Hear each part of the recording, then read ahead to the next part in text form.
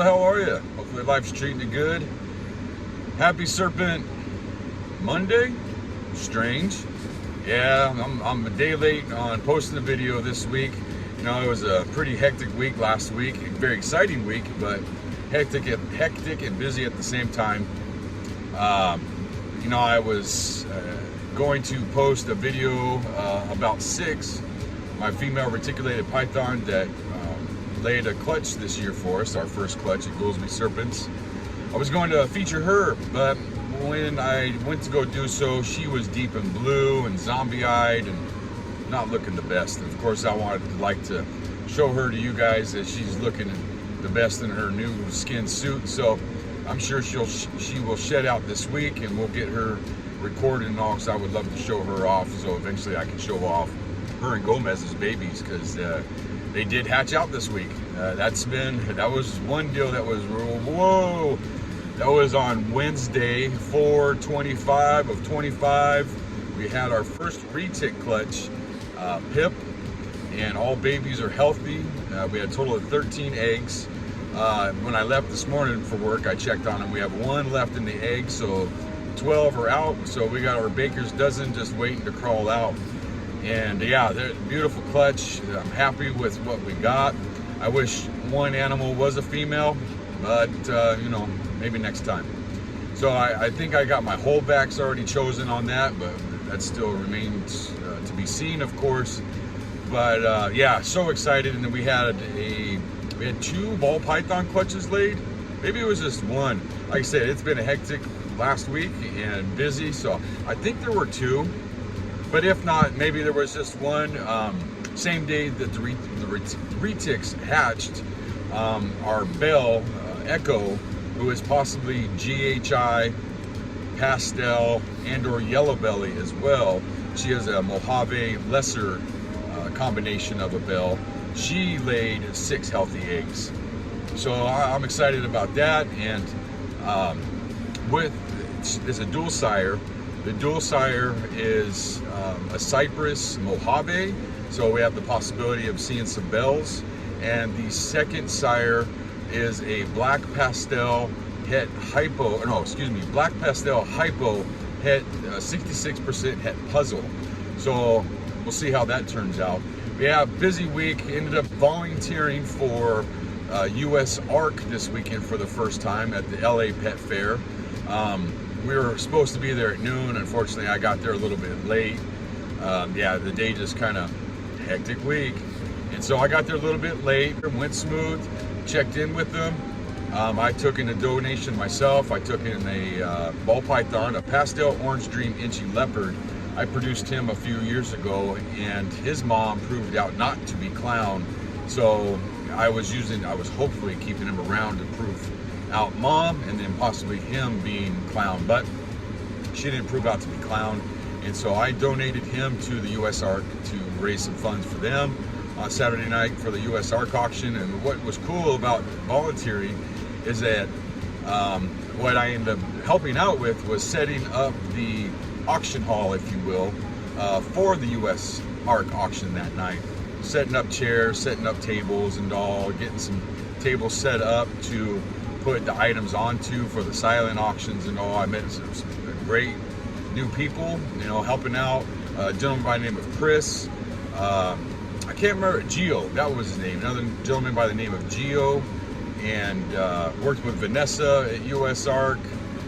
Met Phil with US ARC, the president of. And yeah, had a great time. You know, and one thing that was nice about volunteering for them is that they said, hey man, did you get a chance to walk around yet or anything? And I was like, no, I just got here. They're like, please take your time, go walk around. I didn't at that time, but the gentleman that I got paired up with to work with for the day, he needed to take care of some business. So he's like, hey man, let's say half hour and we'll meet back up. So I was able, and I went and did some chit chat a little bit, and then got back to the table. We got busy and set up the auction hall. So that was nice. And then as I was walking around, I of course like to stop by, see family and friends around the country and around even the state. I mean, shoot, one gentleman that had a good friend of mine, he lives just a few blocks around the corner from where I'm at, And so of course I had to stop by and say hello. He's featured in this video today.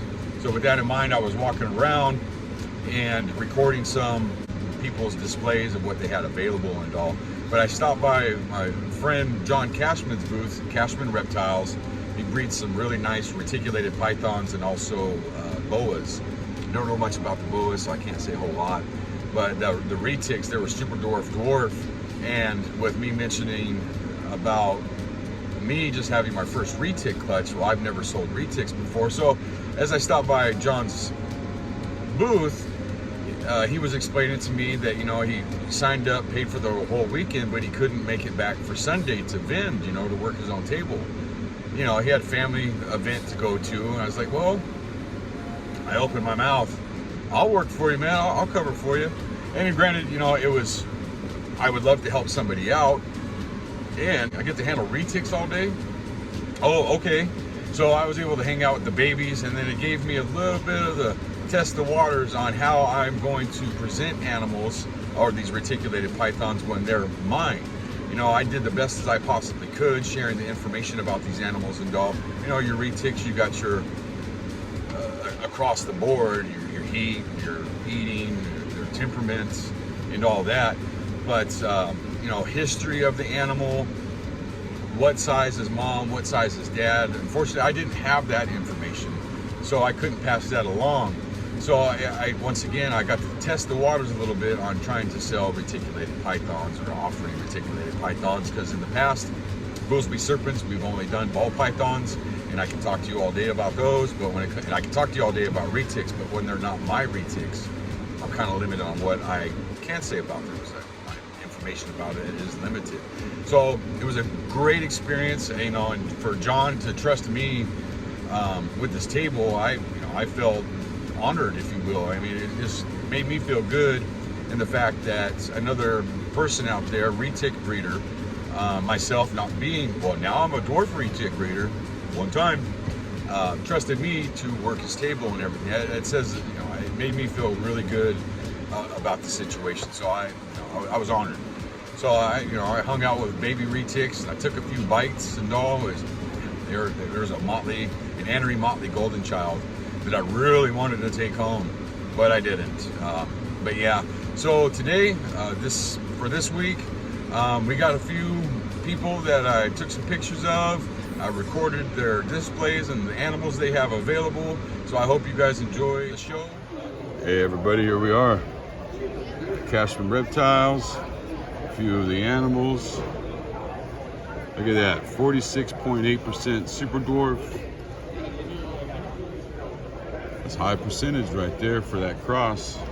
12.5% Jamp, Annery, Platinum, Motley, Golden Child, Marble. Ooh, wee. More of the animals, but yeah, Ray and I will be hanging out here for the day. I'll show up at the spot where we're at. But yeah, it's gonna be a good Sunday at the LA Pet Fair. Check out some of these boas. These are crazy looking. If you're in the market for a boa, hey, look at this thing. Woo. Yeah, so Cashman Reptiles, and in the section 26 right there, right, you'll see this. People next to us here are Cucaracha plug. Hey, a bunch of bugs. Man, I have to bring some of these home today, huh? And then from across there is Firehouse Morphs. We got Pixel Perfect Reptiles. Is that Jai's Exotics? If that's how that's pronounced, pardon.